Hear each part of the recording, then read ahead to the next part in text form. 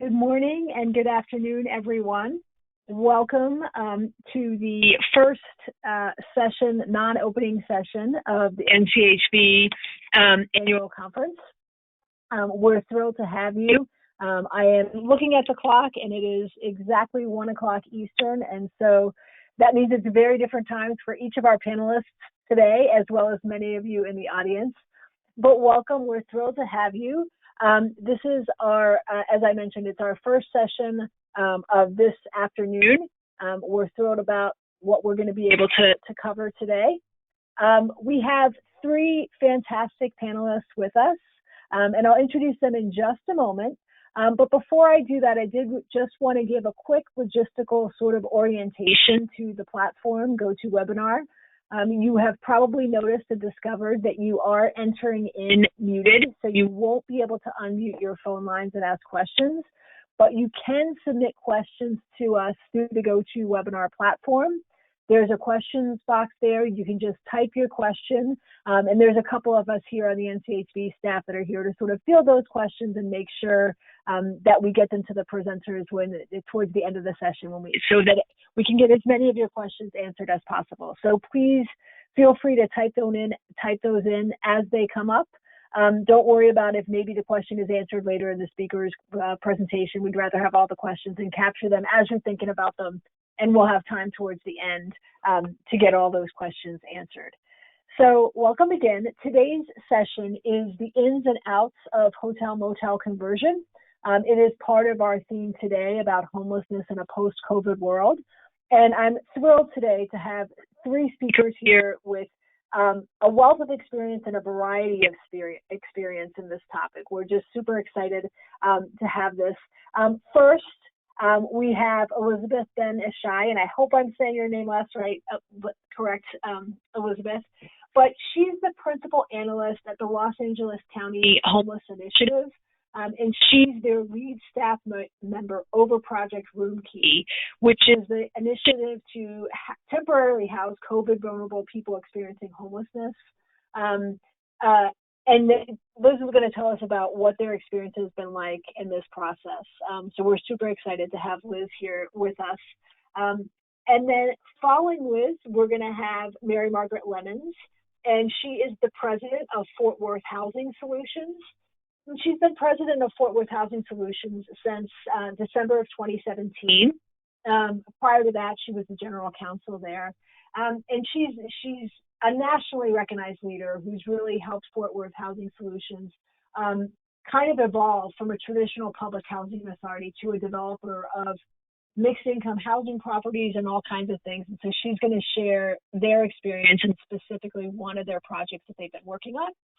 And last but certainly not least, we have Rob Marks from Carlick Manor, which is in rural Alaska. And he's been in homeless services for the last 20 plus years. He is originally from St. Louis, but has been in Alaska for quite a while. And so he's going to talk about Carlick Manor's experience in and out in hotel-motel conversion that's lasted for a little while. They've been doing this for quite a few years. So with that said, I am going to pass things over to Liz to start our presentation. Great, thank you so much. So pleased to be here to share with you a little bit about LA County's experience with motel-hotel conversion. And I'm gonna talk you through our process around funding and logistics to convert motels into permanent housing.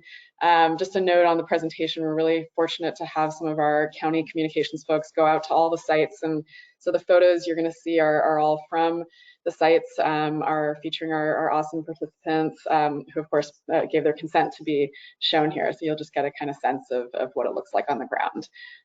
So if we could go to the next slide, please.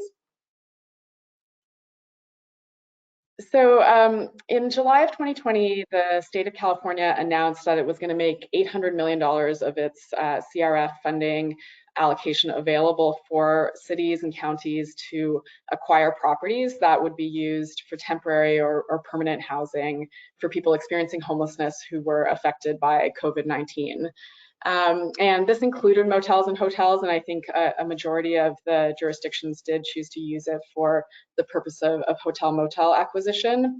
And it built off a program that the state and local jurisdictions partnered on during the pandemic right from the beginning, which was called Project Room Key.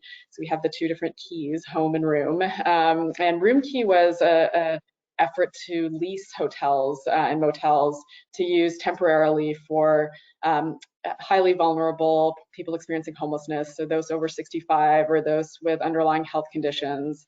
And the county and city of LA leased up about 40 hotels during that process, housed more than 8,000 people temporarily in those rooms. So the state wanted to build off that success that we were seeing with this form of non-congregate housing during the pandemic, and to look at how we could invest in some more permanent solutions by acquiring these properties. So some of the hotels that the county ended up acquiring were originally leased as a part of our Project Room Key, while others were new to the county. In addition to that $800 million, the state also made some of its general fund and philanthropic funding that it secured available for operating subsidies to be used at the acquired properties. The next slide, please. So after a rather frantic and short turnaround process to apply for the funds, the county was able to secure funding for the acquisition of 10 former hotel and motel properties. And that amounted to $108 million in capital and operating funds, and secured 850 rooms. And the County of Los Angeles, obviously very large, also includes 88 cities, including the city of Los Angeles. So other jurisdictions within the county also applied for this funding, and a few of them were awarded funding and purchased additional sites on top of the ones that the county itself purchased. Next slide, please. So 9 of our 10 sites we are currently using as interim housing sites, and they will be converted to permanent supportive housing by the end of calendar year 2022.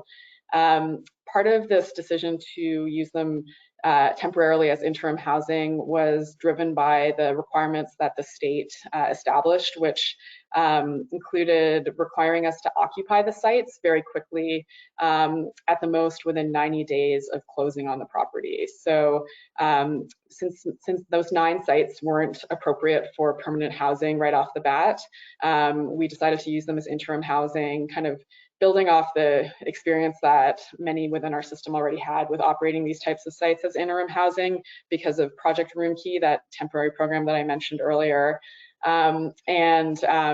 Then one site already had kitchens in it. It was an extended stay motel, so it was suitable for immediate use as permanent supportive housing.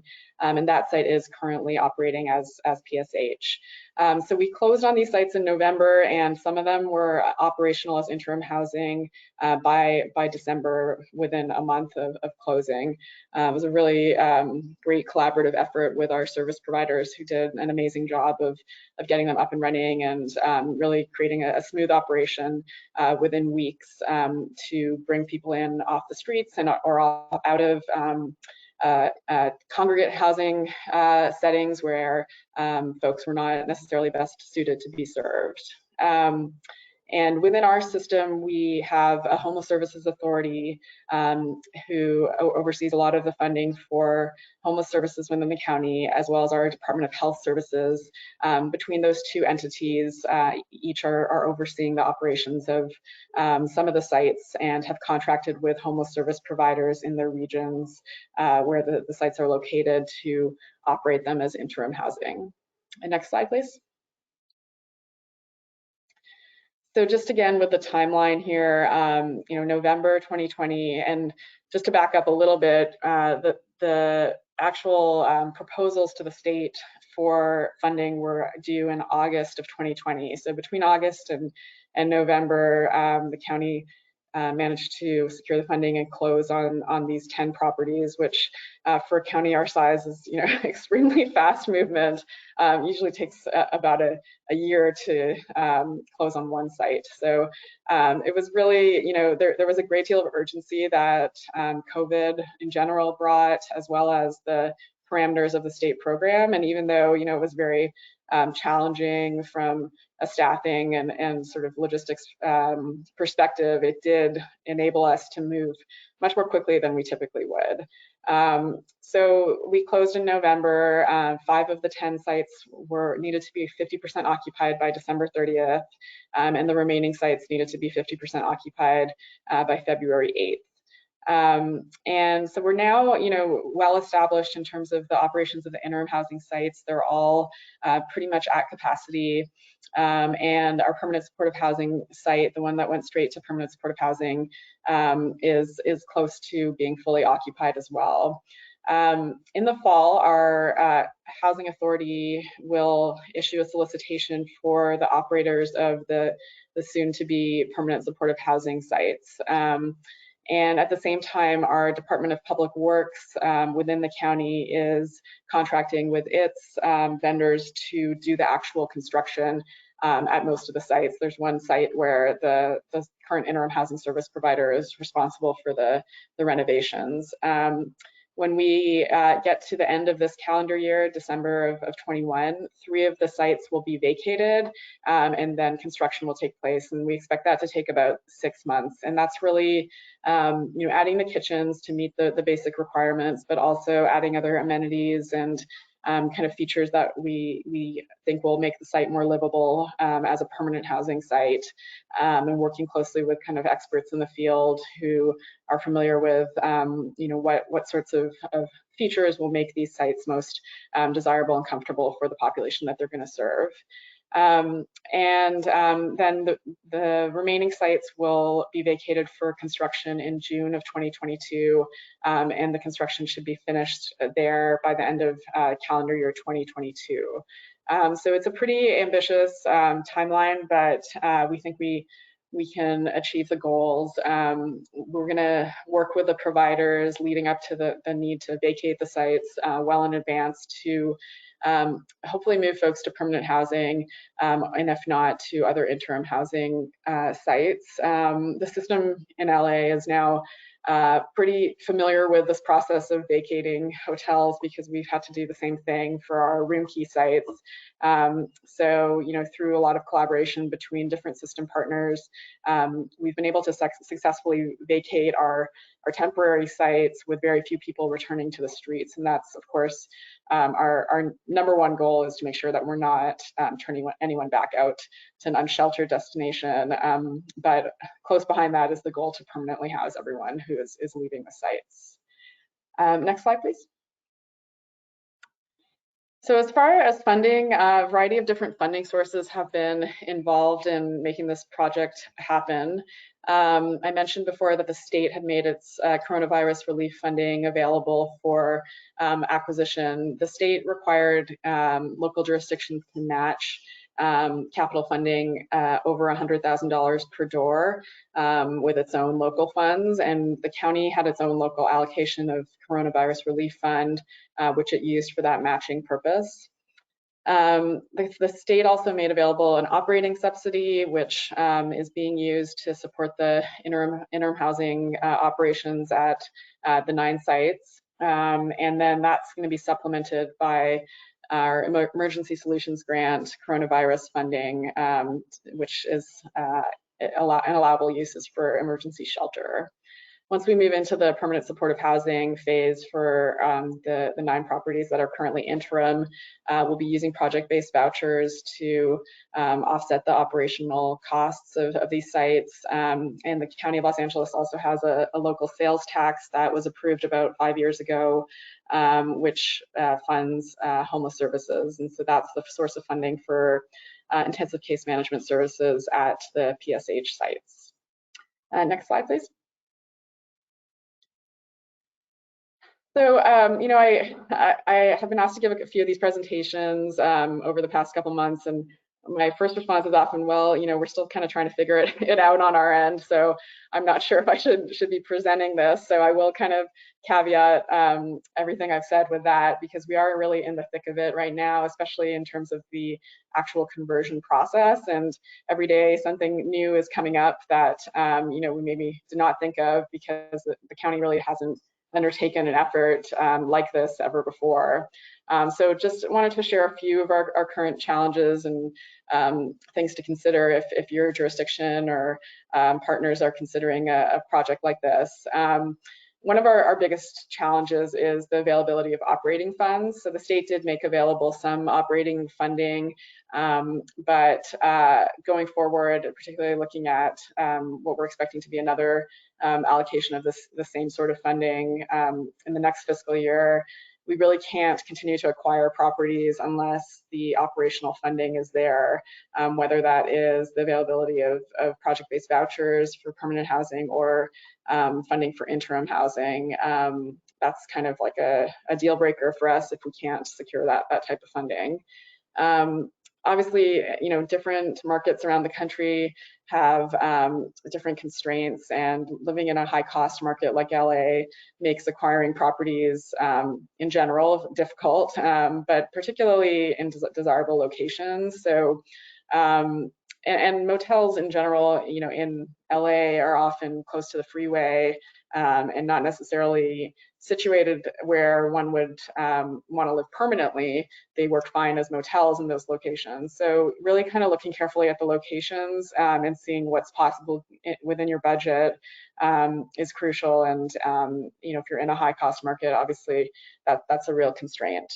Some of the other challenges that we encounter, the unit sizes are quite small within these motels compared to a like new built from the ground PSH site. So we don't know yet because we're still in the process, but there's some concern that leasing up the properties might be difficult because future tenants will be concerned about the size of the unit, and we try to compensate for that with other features that would make the sites desirable. But when you look at the potential property for acquisition, that's always an important consideration, the unit size. And then, just from the perspective of a local government, the county hasn't really been in the business of acquiring or operating residential properties. So it's been a real learning curve and, challenge to figure out who the right players within our government structures are to participate in the acquisition process and then to actually oversee the operations. So going forward, we're looking at a variety of different options. I know some jurisdictions within California partnered with their public housing authorities or with other private or nonprofit partners to kind of distribute the burden of and share the expertise that others might have in this arena. I mentioned that we're operating temporarily as interim housing. Of course, if you have to vacate the sites, you really need to think well in advance about your demobilization plan. And then finally, we do find that operators of our interim housing sites that are non-congregate, like the motels, tend to have higher costs. So that is something to consider as you budget for an interim housing operation in one of these motel hotel sites. At least for LA, the per bed rate is quite a bit higher than it would be in a traditional congregate setting. So those are just a few things that we've been thinking about as we look towards our next round of funding and how we might approach Home Key 2.0. But I'm happy to answer any questions and share more about our experience when we get to the Q&A. Thank you so much. Thank you so much, Liz. There was one question that I think would be perfect for you to answer before we move on, and that was just a simple question about, are all of these units that you're talking about for single individuals experiencing homelessness, or are any of them for families? Yeah, for the end kind of state as permanent supportive housing, they are going to be for single individuals or potentially a couple. We do have one site that we're operating as an interim housing site for families, and that was the site that was on the cover slide where you saw the adorable baby. That's the one that is a family site, but the units are just too small really for for family permanent supportive housing. So for the PSH, they'll be single adult. Awesome. Thank you so much. We do have a few other questions. We're going to hold those just a bit. So thank you so much, Liz. We are going to move on now to our next, and here's Liz's contact information, which is also at the end of the presentation. We're going to move on to the next presenter, which is Mary Margaret Lemons. I am going to try, Mary Margaret, to show your video first and see if my sound is working. If not, we'll pause it and let Spencer share it. So let's try this, and if it doesn't, if you can't hear it, let me know.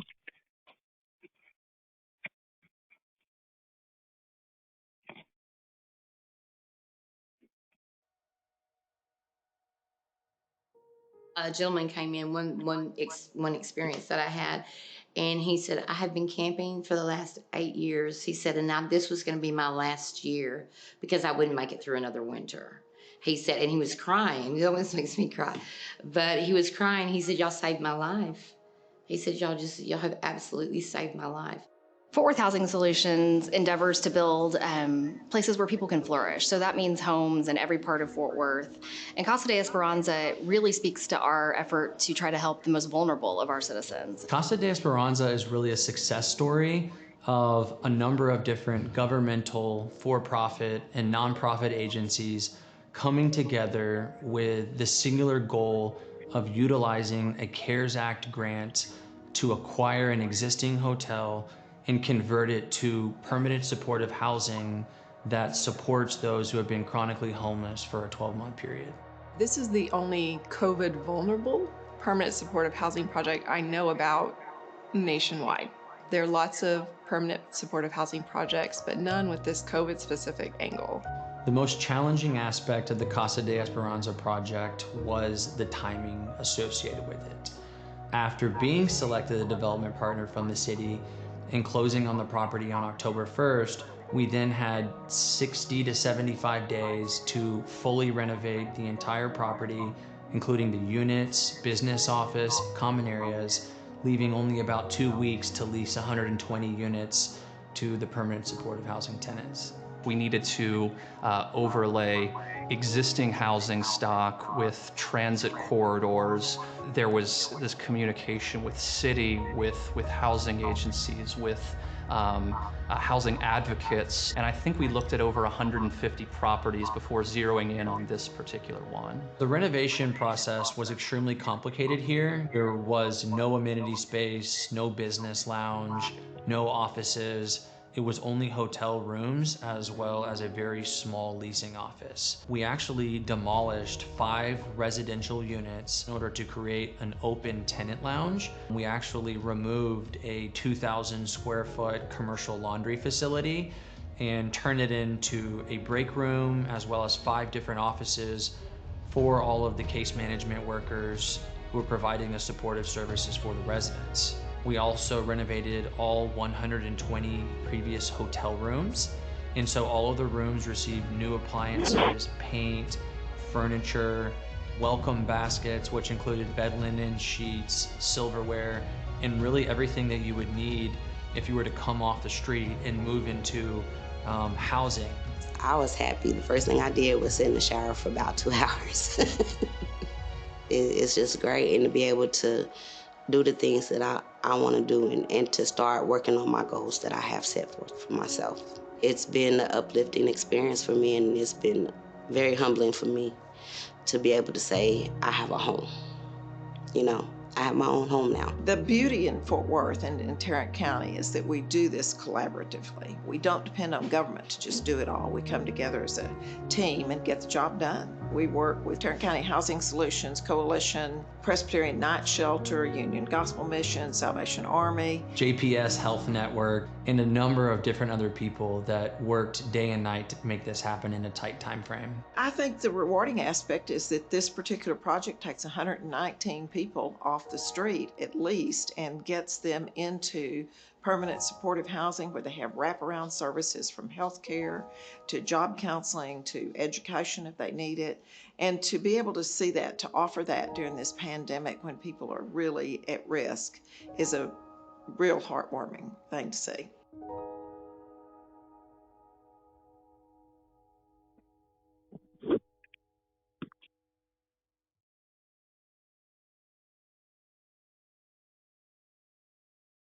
We did it, Cindy. Thank you so much.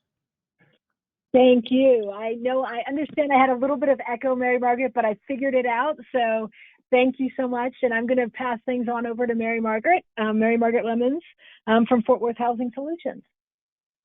Well, hi. I feel like after hearing from LA, we're just such a small fish in this very big pond, but I'll tell you kind of the details of our story. Our developer partner, Ohala, put the video together, and I think it really lends a little bit of background, so I don't have to go into too much detail through the slides, so we can go ahead and get started. So as the video kind of covered, the city of Fort Worth put out an RFP back in the summer of 2020, looking for developers to provide permanent supportive housing options using some CARES Act funding. So originally, we thought it was going to be closer to 20 million. The city council decided on 9.2 million, and we put in an application with our co-developer Ohala for that to purchase and renovate a former extended stay hotel into permanent supportive housing units. So that's a before picture.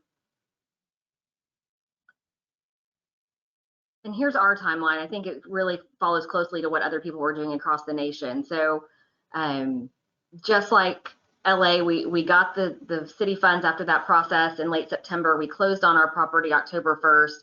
And our requirements of the city were that we had to have it renovated and leased up by the end of the year. And so we spent about 2 months doing the renovation and working with our community partners to find residents and get them their applications through and all of that good stuff. So we really started leasing about Thanksgiving, and our last tenant was leased up by the end of the year. Next slide. Next slide. And so this is some of the work that we did. In the video, they mentioned we took out about 4 or 5 efficiency, what were hotel rooms to create some common space. We've worked with other permanent supportive housing providers in the city, and we realized that the common space and the ability to meet people and have case management space on site was super important. So we created this community space as well as offices. So we have 5 full-time case managers on site for the 119 units. So that's in combination of our local hospital, our county hospital, JPS, has medical liaisons on site, as well as representatives from MHMR for mental health and substance abuse, and some regular case management from one of our shelter providers. An outdoor space in the hotel's a little bit hard. You see a pergola. We also created a dog park because we did know we had about 50% of our residents come straight from camping and 50% from shelter. So we knew we had some dogs to accommodate. So we did put in a dog park on site as well. Next slide.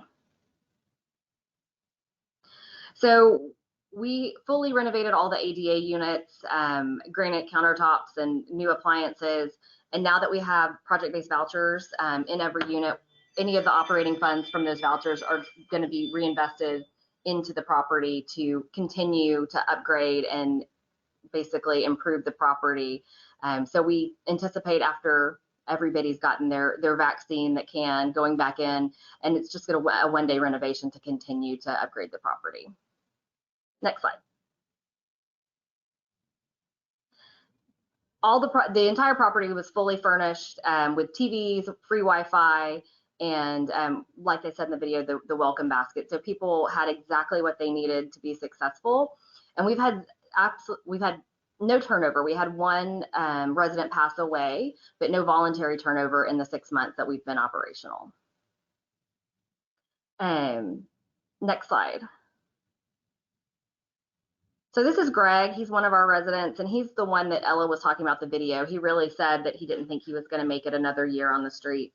And I'm sure you probably heard in February, Texas suffered one of its worst storms, I guess, in 100 years. So we had Snowmageddon, Winter Storm Uri, if you're official, and we were without power and, below freezing temperatures for days. And so we really do feel like the timing just couldn't have been better to have 119 people off the streets and out of camps right before the holidays and then before that storm hit. So we feel really grateful for working with partners that were able to come together to get it done on time and within budget.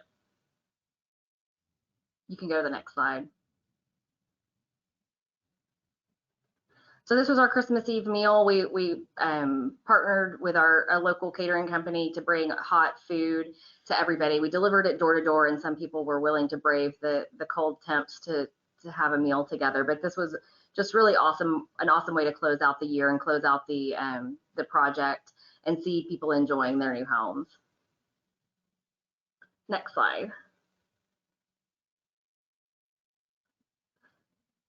One great thing about the property, just one of the partners mentioned on the video, we had to overlay transit. So there is a bus stop directly in front of this on a sidewalk. It has a shelter as well, but we do have transportation on site, and we're actually in the process of transferring a vehicle so the case managers can take residents to appointments as needed without using public transit. But we wanted to make sure that long-term it was a realistic place to have people live if they were reliant on public transit. So Fort Worth is kind of big and suburban, and we don't have the most up-to-date transit service in the world, so that was really important to us. I think that might be it. I think that's it for your slides, Mary Margaret. Thanks so much. And I'm glad the video worked out. We do have a bunch of questions coming in. I think there's one that was two that are specific short-term questions to you, Mary Margaret, and a couple I think that we'll save to the end for everybody. The first one is, what percentage of the residents at Casa de Esperanza are veterans? Is there a veteran set aside, or sort of how does that, is there anything connected specifically to veterans? So we don't have a specific set aside here for veterans. We do have it at another property that we just opened about a year ago. It's a mixed income tax credit property, but it sits adjacent to our VA hospital here in Fort Worth. And so we felt like it was very important to have a set aside of PSH units tied to a PBV or VASH voucher there. And so we project-based 5 VASH vouchers. I can't tell you off the top of my head a number of veterans, but I can definitely get that to you and get it to Cindy to be able to share. Awesome, thank you. And then the second question is really, where did the name Casa de Esperanza come from? So we were looking at 2 projects. One was in a different part of Fort Worth, and I was just kind of coming up, and I was like, you know, House of Esperanza is hope in Spanish, and Sueño is dreams. And so we had Casa de Sueños and Casa de Esperanza. The other project fell out when the funding didn't get there, but it was really special to me. Daniel Smith that you saw in the video was the project manager that really is responsible for making the thing happen and get across the finish line. And in 2020, he actually lost a sister that was named Hope. And so I didn't know that at the time that we chose the name, but like I said, timing is everything, and everything happened exactly like it was supposed to. So it's House of Hope. Fantastic. Thank you so much. So I am going to now pass things over to Rob Marks from Carlick Manor. Rob, the stage is yours.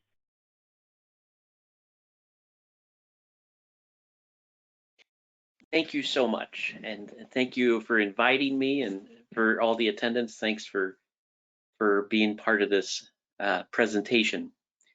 My name is Rob Marks, and I work at Rural Cap, which is a community action program based out of Anchorage, Alaska. So Anchorage is the largest city in Alaska.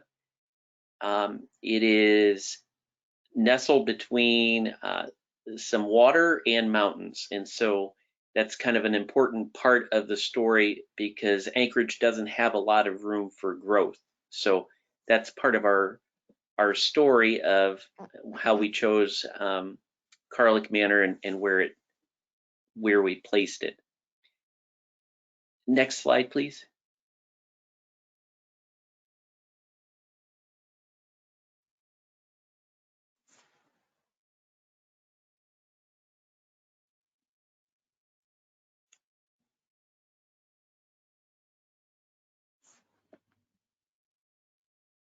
Can we have the next slide?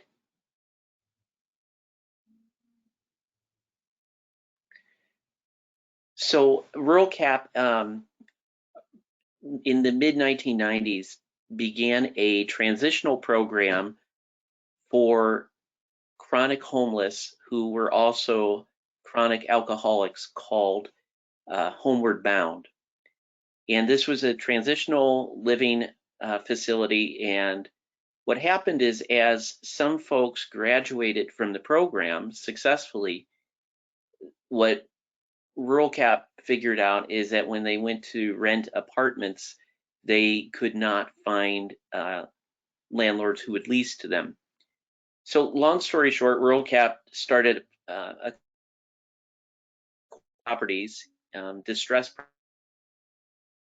property, the Mountain View neighborhood of Anchorage, which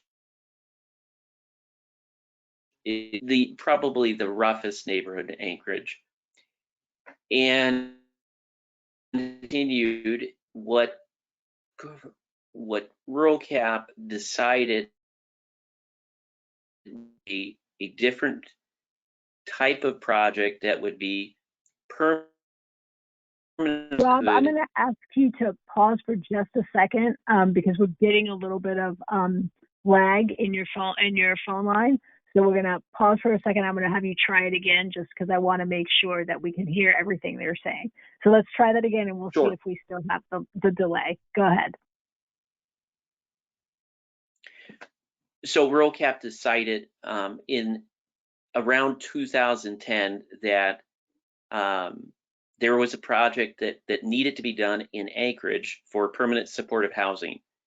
The caveat was the funders for this really required Rural Cap to focus on what at the time had been called the chronic public inebriate population in Anchorage. So in Anchorage, there is a lot of public consumption of alcohol with the homeless. And the problem is because we have inclement weather a lot of the time, that there were people that were frequently passing out in the streets. So for years, Anchorage has had a version of what's now called the Anchorage Service Patrol, which drives around in vans and actually picks people who are passed out in the streets and gets them to a safe place to sleep off. So Rural Cap identified several buildings that were a potential fit for this kind of project and settled on the building that you see in this picture. This previously had been a Red Roof Inn that had shut down several years before. So that was the location that was decided as best for all logistical purposes. And I just want to point out, at various counts of homeless, in 2011, we had about 250 plus homeless camping identified. During the time of COVID, Anchorage set up a mass shelter in our hockey arena that had a capacity of 900 to 1,000. Next slide, begin, please. So the location was really important. It's about 8 blocks from the center of downtown Anchorage. It's on the main thoroughfare entering downtown Anchorage. So if anybody was adventurous enough to drive to Anchorage from the lower 48, you'd have to go up through the Yukon and then you'd come back down, and to enter Anchorage, you'd literally have to drive right past Carlick Manor. It was purchased at the time for about $3 million. There was modest funds and ability to renovate. The location had suffered quite a bit of damage over time. They've had numerous fires before we took over the building, before we bought it. There was quite a bit of squatting that was going on, breaking into the various units and staying there. One of the interesting parts is it did not have an elevator, and so the mandate was we were required to get an elevator. And as part of the Alaskan adventure that I speak of, the elevator had to be barged up from the West Coast. So that actually added on months of time to our actual opening of the project. Next slide, please.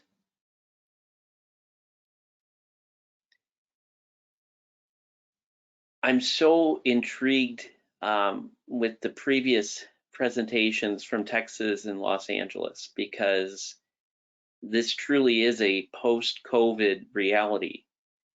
Carlick Manor, we did not have quite the acceptance that COVID has lent some projects now.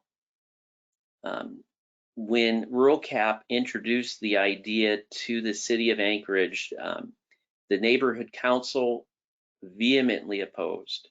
Our immediate neighbors around greatly opposed the idea.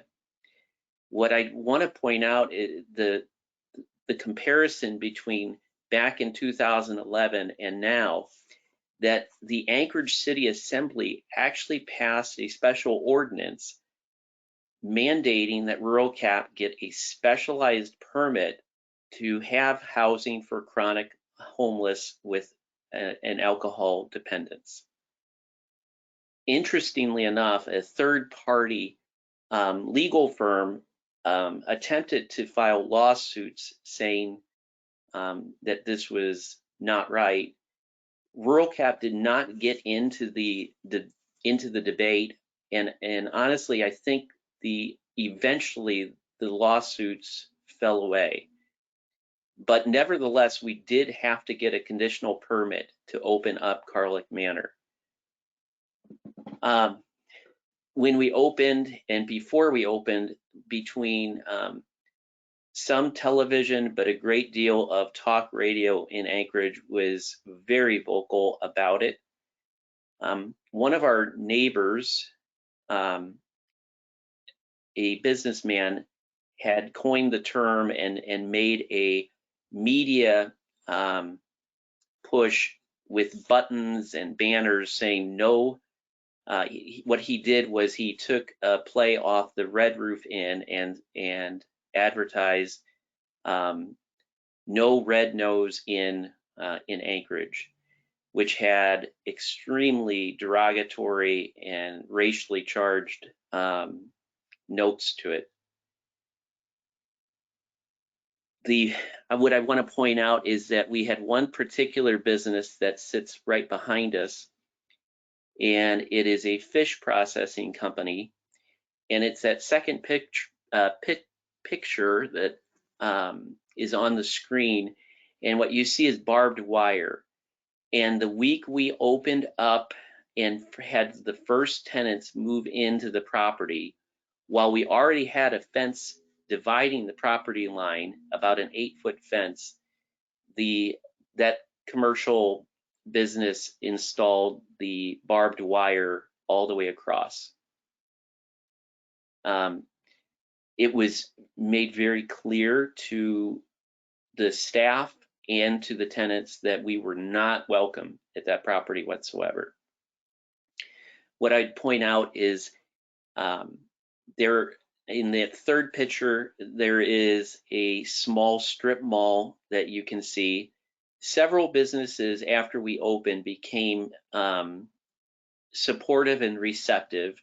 So about 2 of them were very helpful in that strip mall, and then 2 of them have remained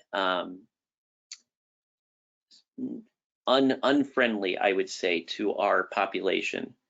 There is a restaurant in the 4th picture that lobbied very hard against Carlick Manor opening, but over the last 10 years now, they have actually warmed to us, and at times we have, for various special events pre-COVID, we would get food catered from that restaurant. Next slide, please. So we opened Carlick Manor in 2011. It was December, and that is right at the heart of the Alaskan winter, where it is also dark a great deal of time. So in Anchorage, we don't get total light and total darkness like you might hear, but in December, we will get light around 9:30, and that will be not a bright light, and then we will be getting dark right around 3:30, 3:45. It starts getting dusk. So in comparison, this is the solstice. So even though it's cloudy in Anchorage today, this is the longest day. So typically, if it's sunny in Anchorage, we have in June, it gets dark around midnight and it gets light around 4:30 in the morning. So when we opened Carlick Manor, there's several issues that were in place besides trying to locate people who may be in the shelter or who may be camping in the winter.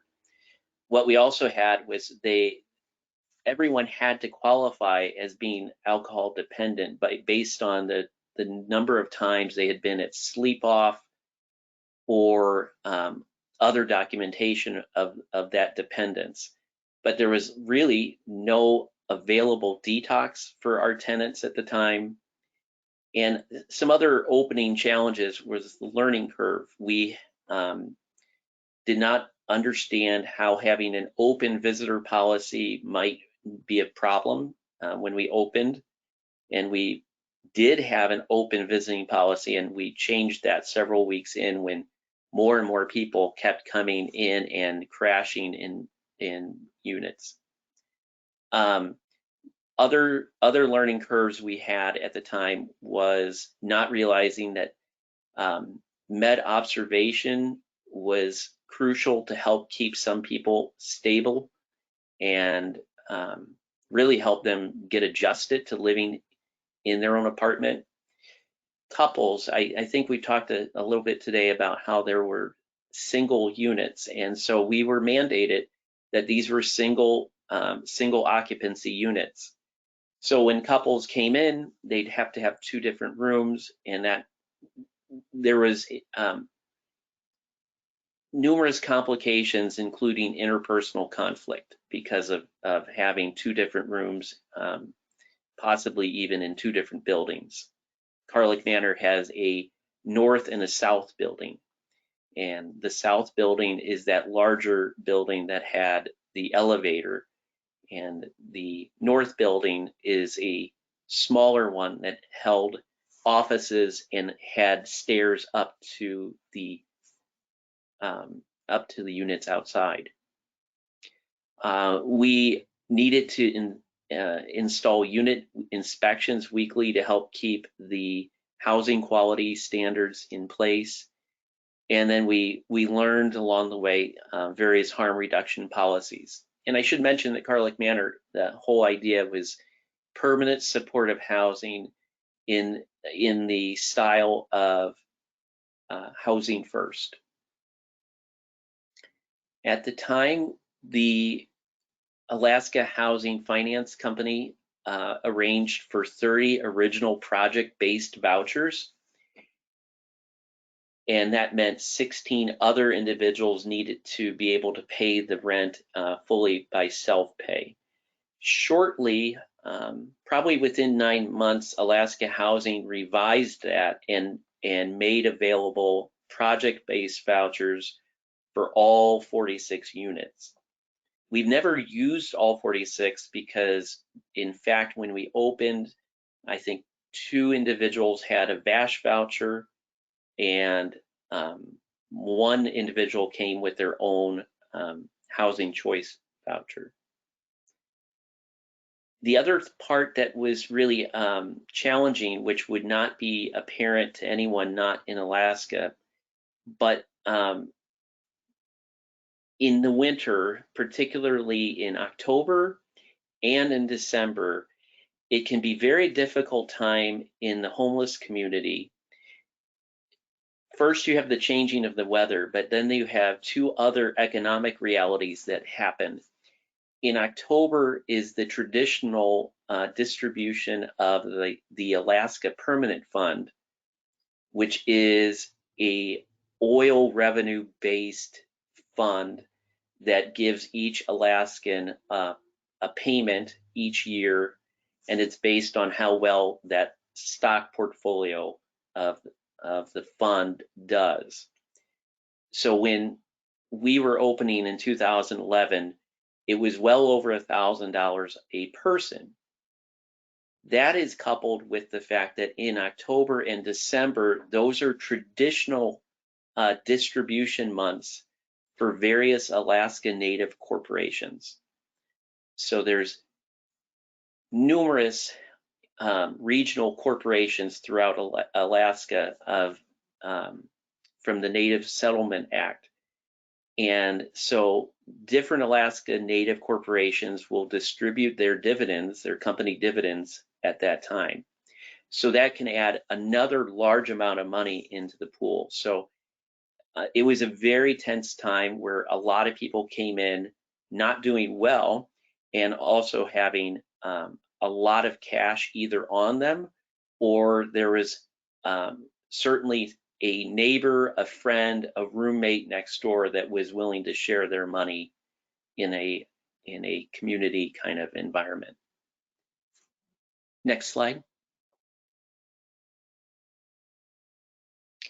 So Carlick Manor, a snapshot today at capacity since March 26th. Right now we have 2 tenants that are there less than 5 months. I can tell you we have 1 tenant additionally that just moved in on Friday, actually. So that capacity, someone left a few weeks ago, and we just had a move in on Friday. 5 tenants have been there 8 months or longer. 39 tenants have been there a year or longer. 20 tenants have been there 5 years or longer, and I believe there's 8 of the original tenants at Carlick Manor still reside there, including one of the individuals with a VASH voucher. One thing that has changed over time is that the coordinated entry system has been established in Anchorage, which, if you're not aware of it, it is a ranking system to identify the most vulnerable homeless individuals on the street. So Carlick Manor has become, we solely house people now from that coordinated entry system. And that changes a few things because coordinated entry doesn't singularly look at alcohol anymore.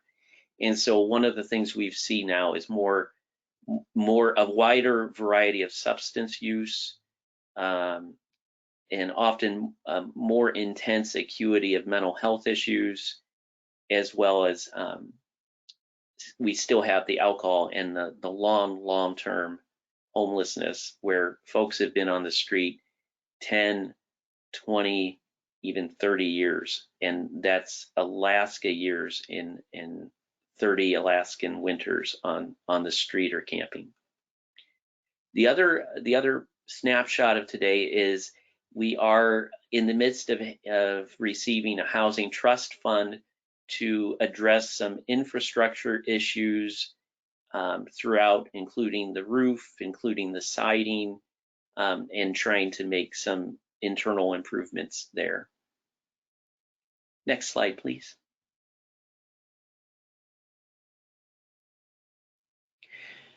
So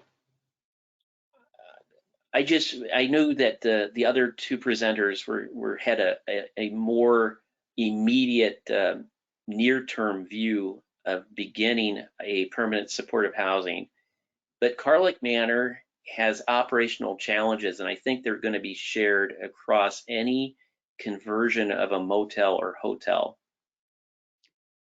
I will speak to a few that really highlight.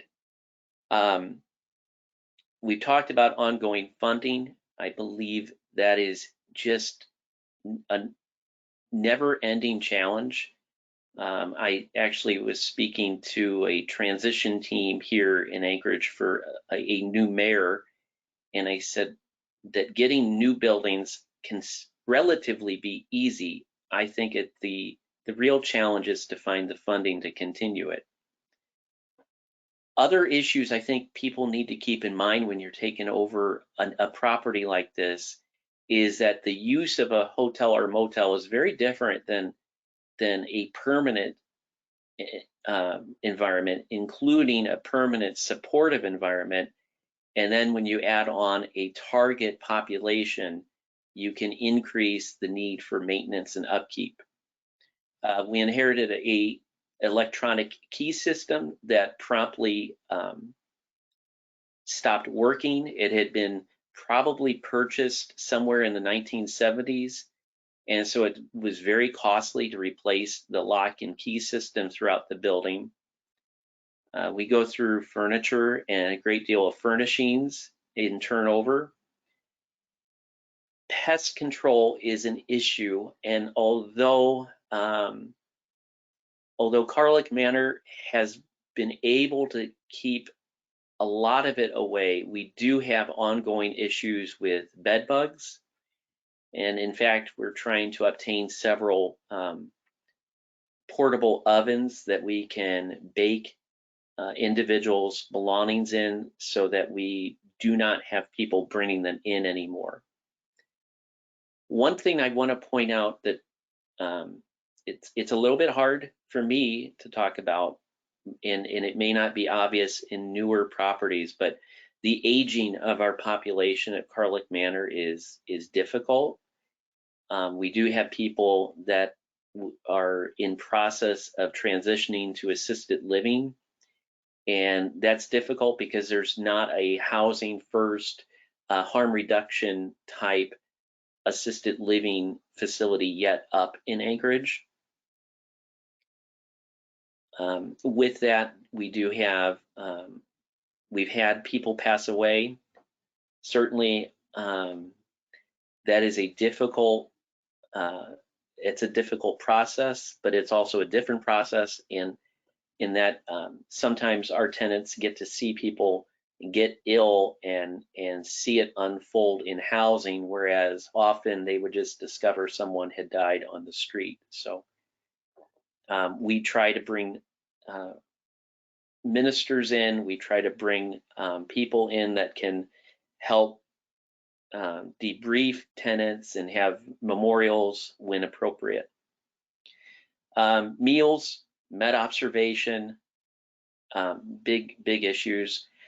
The one thing that is external to Carlick Manor, but there's still the public danger of when they leave Carlick Manor, it's not typically safe in Anchorage in many places to be homeless, and even less so to be publicly intoxicated if they might be. Another operational challenge I want to point out is there's not right now very many options for our population other than living at Carlick Manor. Interestingly enough, Rural Cap also took over 2 other motels and converted them as well. We had much less difficulty in those processes than when we began Carlick Manor, but it still remains that there's not enough options, particularly during COVID, but long before COVID, having enough activities, enough outings, and that's been a challenge, and we're just beginning to resume those now this summer. Again, I think somebody, I think the video talked about, you know, a welcome home basket. We go through a lot of laundry, a lot of bedding, and that certainly is an issue. One thing, as I'm looking at my list, I'm laughing. I was telling Cindy this morning, I had an adventure last night, and I realized she didn't really hear the whole story because I was in another town camping with the family, and I was going to come back, and in my travel across the mountains, my car caught fire in the mountains.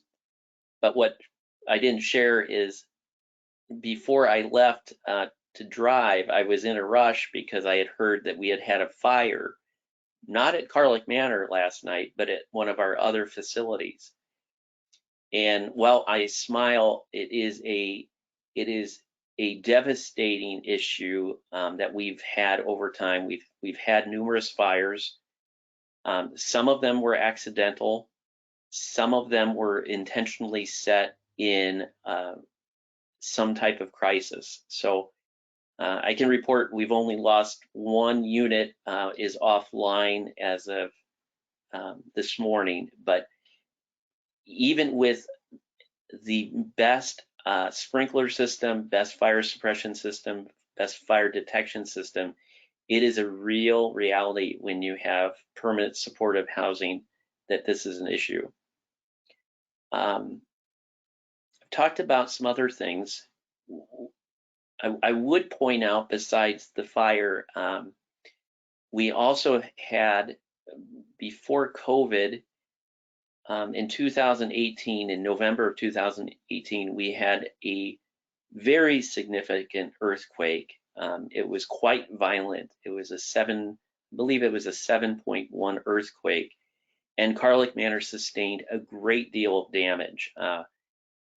In fact, part of that housing trust fund money that we are using is actually to repair 2 water mains, because the earthquake shook the water mains and flooded our first floors at that time.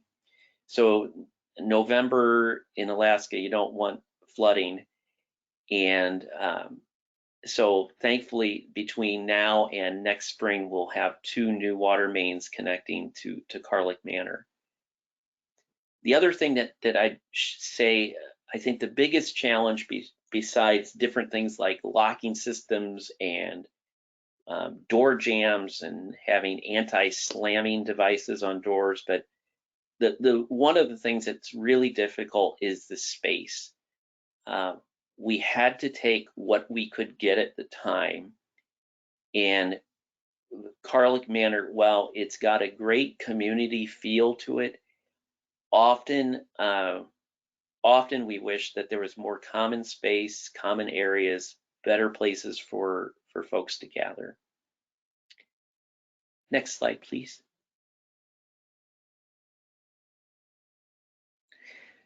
So a few pictures. One of the challenges, obviously, is stairs in a building that doesn't have an elevator. We have a very odd garage that is underneath the building that you can see. That was a picture taken last week, but I can tell you that even with a lot of lighting in the winter, it's an extremely dark place, but that's nevertheless a location that tenants will gather. Just for purposes that you can see, there's the roof. It's not a great picture, but the roof is very old and it's worn, and we're very excited to get that changed over this year. The far picture on the right is the booth. That's the reception booth, where we have a secure door, so they let people in and out.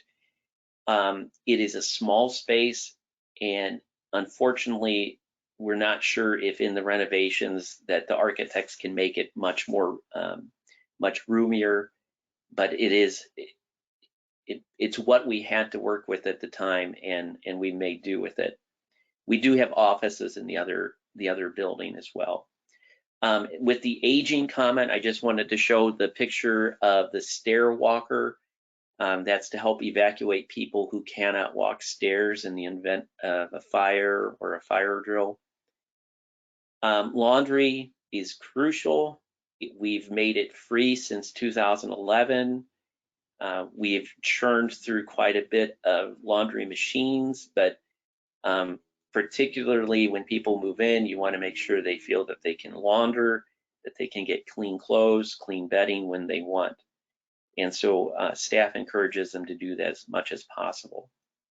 Interestingly enough, the city is part of, when we opened, one of the departments wanted to make sure that we maintained the heated sidewalk between the buildings. So that picture at the bottom that shows worn pavement, that's the walkway and actually a little alleyway between our north and south building. Well, on the right-hand side is our dumpster for the facility. And what the city, even when we did maintain the heated sidewalk so that there would be no ice, the weight of the trash trucks over the course of years actually crushed the system and the sidewalk. So that will be replaced and made better, and I believe we are not installing another heated sidewalk there to prevent that damage. Next slide, please. Thank you so much for letting me share some stories about Carlick Manor. I know it's a different story and a longer one in terms of more granular detail, but hope it was helpful. And there's my contact, and there's the family and some Alaskan pictures. So have a great day, everybody.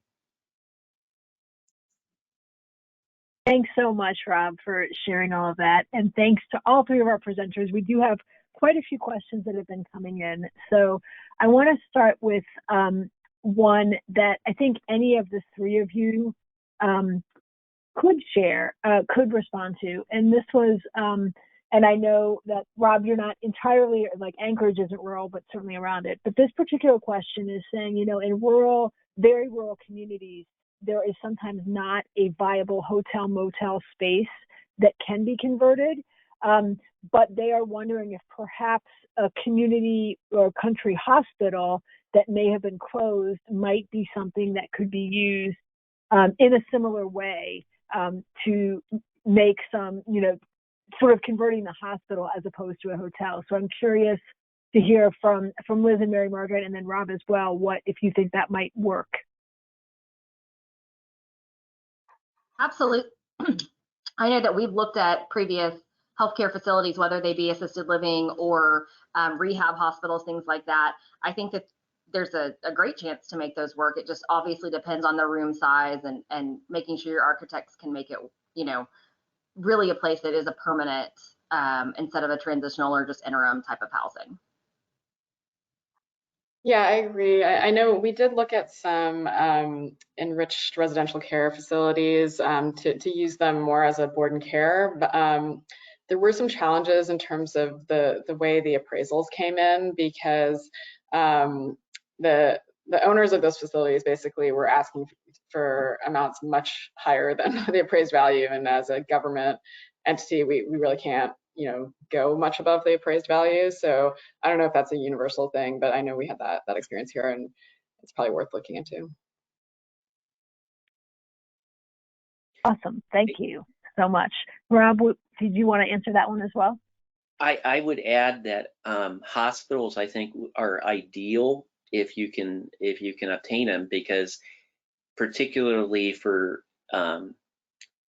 populations that are going to have some disabilities or some aging, they're going to be better suited for mobility, and they're also going to have, you're going to be able to convert a lot more common area space that might be in a hospital use, cafeterias,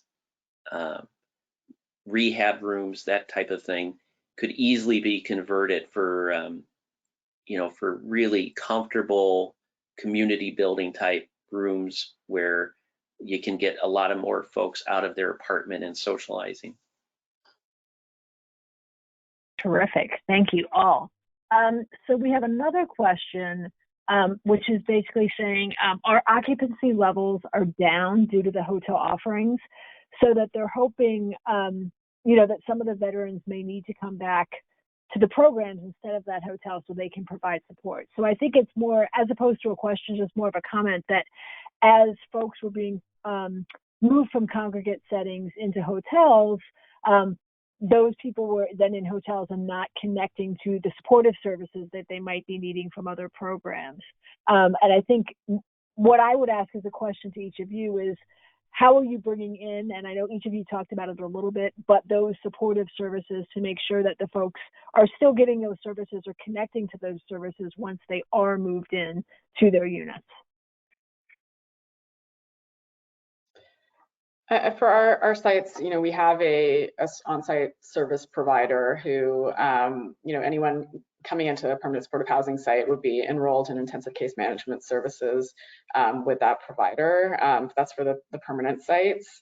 For the interim housing sites, if they have a case manager that they were working with previously, either at a different site or, when they were unsheltered, they may continue with that person or transition to the on-site provider, but the services are very much a part of the entire operation. Ours is really similar. We have 5 on-site case managers just from different organizations working with us. So we have healthcare, mental health and substance abuse, plus general case management and job training to get everybody to make sure they have all the resources that they need to be successful. So they're there every day, and they have a variety of opportunities, whether they be, just a typical case management meeting or, fun events to get them engaged in the community. And, we have a community garden and other types of things to try to pull people out of their units and part of the community. Yes, and we've had on-site case management since we opened. Rural Cat has its own intensive case management team, and probably, I guess, the last six or so years, we also have a mental health clinician as well. Great. So one of the things that stuck out to me, and a couple of the folks asking questions as well, during Rob's presentation, is some of the community resistance that Carlick Manor faced when it was first coming around. And I'm curious for Liz and Mary Margaret, if either of you had any of that, or if the urgency of responding to COVID sort of kept that at bay. But now that urgency is sort of receding, are you seeing any resistance from local organizations, neighbors who may say, oh, we don't really want that here? Yeah, I mean, the legislation that authorized the funding for this program, the state legislation did enable us to bypass certain typical requirements. So there really, and just because of the timing, there really wasn't an opportunity for a lot of public engagement prior to us purchasing these properties. In general, though, they've been fairly well received. I mean, one of the things that we find is some of these motels were kind of nuisance properties prior, so they're actually a lot better now. They have 24/7 security, they have services, the population might not even really be that different, but now it's a sort of comprehensive care situation. There has been some pushback, post hoc. I've done a number of community meetings with local groups, and some of them aren't too happy with us. But I think overall, they're seeing very few issues come up with these properties because they're quite well run, and what was there before was already creating challenges for the community. So I have had some city managers approach me and say, like, we have this nuisance motel in our community. When you guys get your next round of funding, maybe you want to consider this, because they do now see that there's actually a potential benefit to their community. Liz, it's like we're doing the same thing, just a few states away. I would really echo what she said. We worked really at the very beginning when we had our eye on this property. We contacted the local businesses and the local neighborhood associations that were within, the appropriate distances, even though it wasn't required, but just to get in front of it. And once we explained what we were doing, just like Liz said, this property, it was an extended stay hotel that had a transient population, but also it was a combination of transient plus people that had been there for years at some point. So people had been living in this extended stay for 5 years with an adult male with 2 high school boys in a 160 square foot room. And so we, of course, had to follow the Uniform Relocation Act to relocate everybody prior that was a resident. And so we worked with some of the other extended stays, because it's kind of a little pocket of hotels and motels, and we're able to move them close by in some cases. But then just explain what we were doing. People were excited to not have the prostitution and just some of the crime that was associated with the previous establishments after we took over. And we worked really closely, of course, with Fort Worth PD, and they're still a huge partner. So they are, you know, if we call, we go to the top of the list to come and respond. So it's in a lot better shape. And we actually have installed over the last week I don't know, huge privacy fence around the property to cut down on some of the foot traffic, because we were finding we were having a lot of people come onto the property up to no good that weren't really residents. And so putting that fence up is our first attempt to try to really isolate, you know, our residents from some of the other unsavory characters that might be coming on property. Yeah, and just to add, you know, we of course also are subject to the relocation requirements, and that is something, you know, to pay close attention to if you're considering pursuing this kind of property. Generally speaking, we haven't had an issue. We hired a consultant who specializes in relocation, but we have had some isolated issues where it was a challenge to move people on. So making sure you're fully aware of, you know, any longer term residents before closing is something I'd recommend. And I think it just opened our eyes to a whole other layer of the housing kind of stratosphere. These people that have been living in long-term hotels that for one reason or another don't qualify for either some type of assistance or a property, and really working with them because they're paying, in our case, over market rate pricing to live by the day, week, or month at a hotel that, you know, isn't the best situation for their family. So our eyes got opened, and hopefully, you know, through this process, and if we do some additional ones, we're able to get people where they need to be instead of in these extended stay hotels. Yeah, I think that's a really interesting point, Mary Margaret, that there's this whole other layer of people who are housed, quote unquote, housed in a way that is not sustainable and that is in some ways predatory, but where else do they go? And they're in between those places. And in helping one group of people, maybe you are able to help those folks as well, at least connect them to better options and opportunities. The next question is for Rob, and it's to sort of contrast. Both Liz and Mary Margaret had these fairly aggressive timelines, I would say, because of COVID, the urgency. They were able to sort of push things through that may have taken a lot longer. So folks are sort of curious how long it took for Carlick Manor to go from sort of the beginning of this as an idea to actually having folks moving in, because I think that difference in time frame is important as people are thinking about doing this in their own communities. Sure. I think we entered kind of internal discussions late 2009, got into it 2010, and that's where we really ran into a gauntlet of neighborhood council resistance, municipal resistance, and then just the logistics and the funding. So I think by early 2011, it was a go, and the property was bought, the renovations were taking place, and then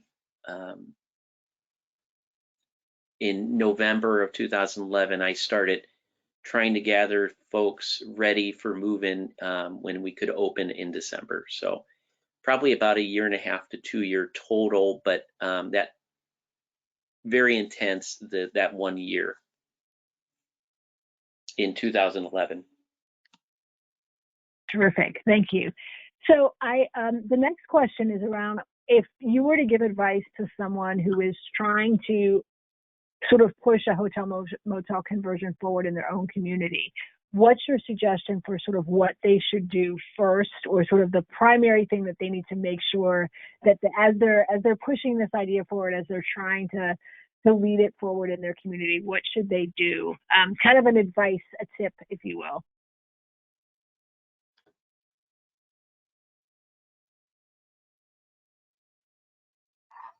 I mean, I guess it depends from what perspective. Like, you know, if it's a question about community buy-in, or is it a question about kind of justifying it to your funder?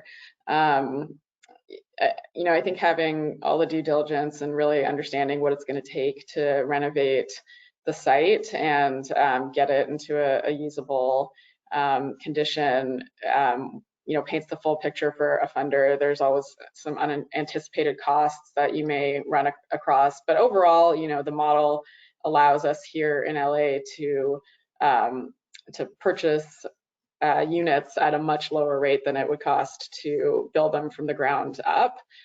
So, I mean, that's the main appeal of this, faster and cheaper. But then, you know, balancing that against the questions around unit size and, you know, proximity to amenities. I think we talked a little bit about, you know, some of the community issues and what the selling points are for local communities if the motel is one where there's already kind of questionable activities taking place. So yeah, I'm not sure exactly, you know, what the question, what angle the question is coming from, but those are a couple things I would mention. And I would say getting a consensus among the group is really important, and all being kind of on the same page. We started, you know, a weekly meeting with all the different entities, and there was a lot. So not only the service providers, our COC lead agency was responsible for coordinated entry. They used then street outreach to find people to get them to put in the application to then qualify for the housing. You know, so there was a lot of moving parts in addition to the construction and renovation and, you know, the on the ground stuff. But we had a weekly meeting to just make sure that everybody was setting the same priorities and addressing all the issues. And it really helped us move things along. When you're dealing with just about, you know, 60 to 90 days to purchase, renovate, and lease up a property, everybody has to make this the top priority to have it happen, especially in the middle of a pandemic and in the holidays. So consensus. And then I would just say, you know, if you don't have support, like you said, from your funders, we made sure that the city council and all the city departments were aware of the project and that we're fully supportive. And then things like, you know, permits and inspections and all those fun things that happen, you know, we need to make sure that those are prioritized as well. So I would just say getting everybody's commitment to the project at the beginning is really important.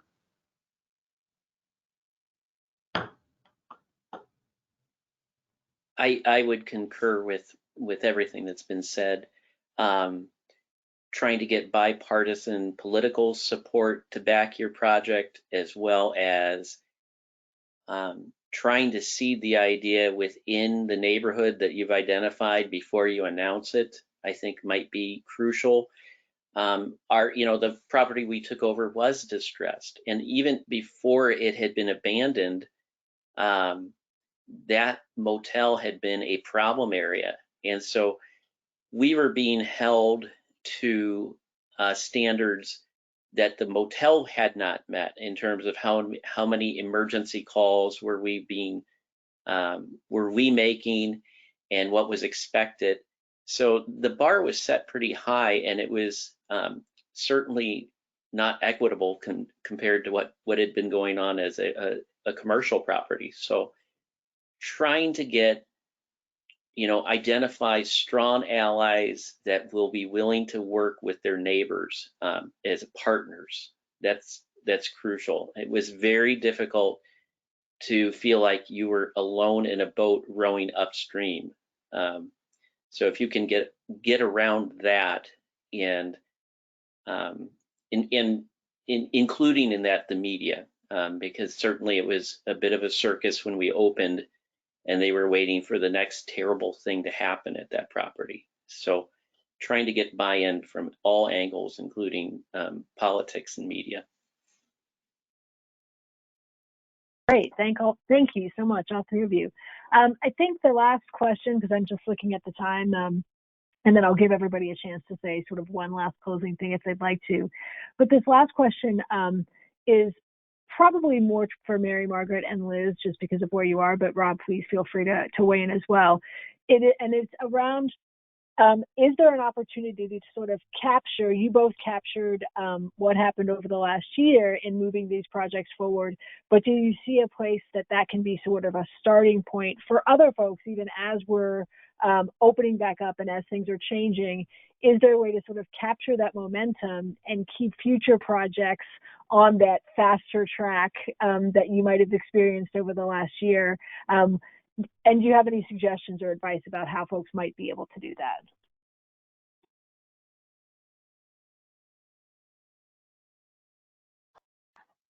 I mean, I think in terms of the timeline, we're all still a little traumatized by that. So I don't know that I would replicate it exactly, but I do think we're going to face another fairly rapid timeline for what is going to be the next round of home key funding in LA.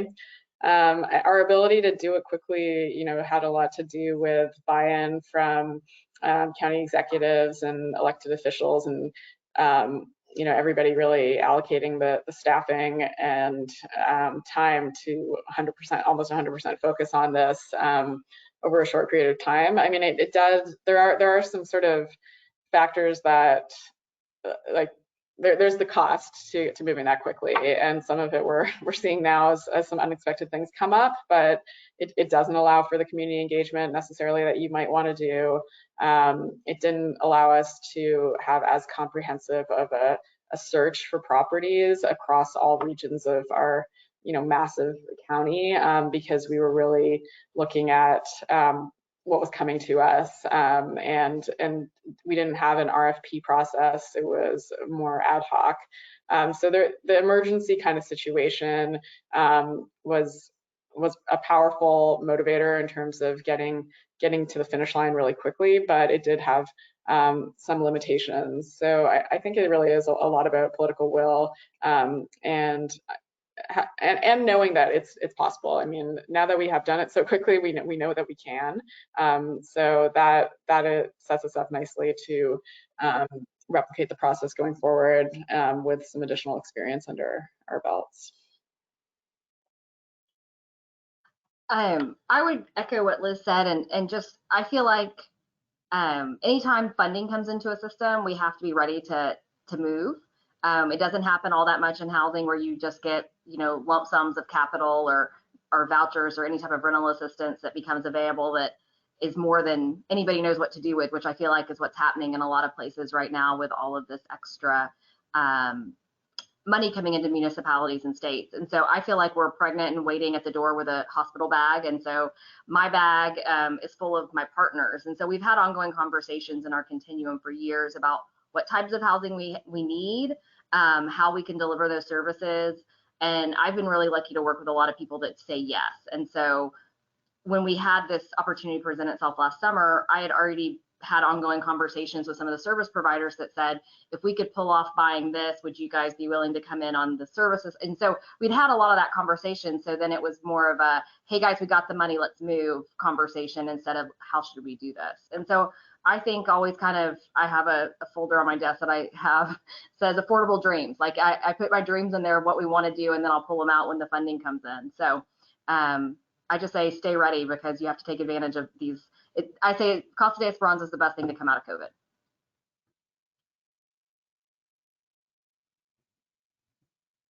Terrific. Thank you so much. And I now have this vision, Mary Margaret, of you with the hospital bag. And I think it's a great visual, but it's also just a great analogy, like being ready for when the opportunity strikes. And everybody has the ability to plan now to be ready for current funding, but future funding, and sort of build those relationships and build those foundations now, so that when the opportunity is there, that you're ready to go. Rob, did you have something you wanted to say? Okay. I am looking at the time, and we have about a minute. So if anybody has just any last minute things, suggestions that you want to make sure that we get out today, I will let each of you have a minute or 30 seconds, because we have a minute total. Anything that you want to just, last words of wisdom, I guess, for the group. I don't know that I have any words of wisdom, but just, I'm happy to speak with anyone directly. If you have any further questions, feel free to reach out via the email that was in the presentation, and I will share what we are learning on an ongoing basis. I would just say if you're oh. I was just going to say, if anybody's considering it, don't let the challenges discourage you, and please just reach out to folks who've done it. We can try to guide you and make sure you learn from the mistakes we've all made. Certainly Rural Cap and Carlick Manor have learned a lot the hard way, but we love what we do and it's so worth it. So, and by all means, with COVID kind of fading, it just gives everybody in the group a reason to come see Anchorage, Alaska. Come on up and we'll show you what we do. But perhaps, Rob, not in November or December, right? Thank you all. Here on the slide, you can see the email. Actually, Rob, yours didn't make the slide, but I will fix it before we post the slides this afternoon and make sure your email gets in here. Thank you, all three of you, for sharing your experiences, the lessons learned. It is a process, and the more folks do the work, the more we learn, and then each time we do it again, we get better and better at it. We really appreciate your time today. Liz, Mary Margaret, Rob, thank you so much. And thank you all for being part of this session, and have a great rest of the day. And there are other sessions coming up at 3, so please make sure you join one of those. Thanks, everyone. Thank you.